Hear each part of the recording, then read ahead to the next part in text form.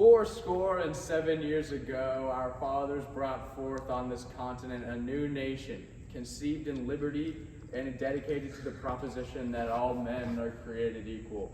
Now we are engaged in a civil war, testing whether the nations or any nation so conceived and so dedicated to can long endure. We met on a great battlefield of that war. We have come to dedicate a portion of that field as a final resting place for those who gave their lives that this nation might live.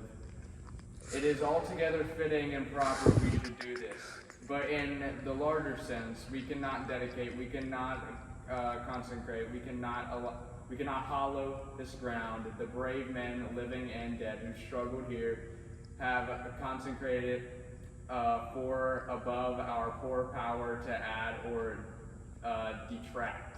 The world will little note nor long remember what we say here, but it can never forget what they did here. It is for us, the living, rather, to be dedicated here to the unfinished work which they who fought here have thus far so nobly advanced. It is rather for us to be here dedicated to the great task remaining before us, that from these honored dead will take increased devotion to that cause for which they gave the last full measure of devotion.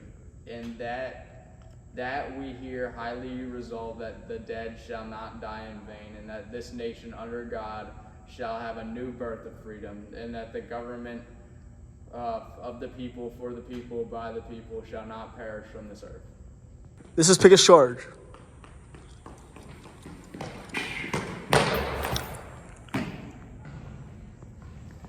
This is the Battle of Little Round Top.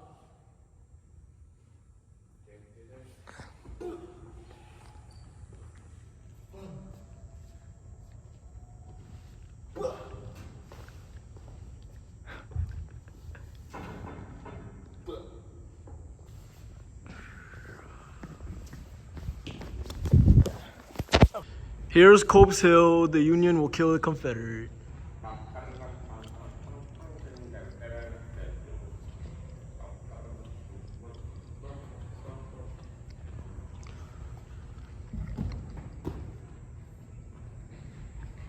Yeah. The bridge, it's burning because the Union set it on fire so the Confederates couldn't get them in Wrightsville.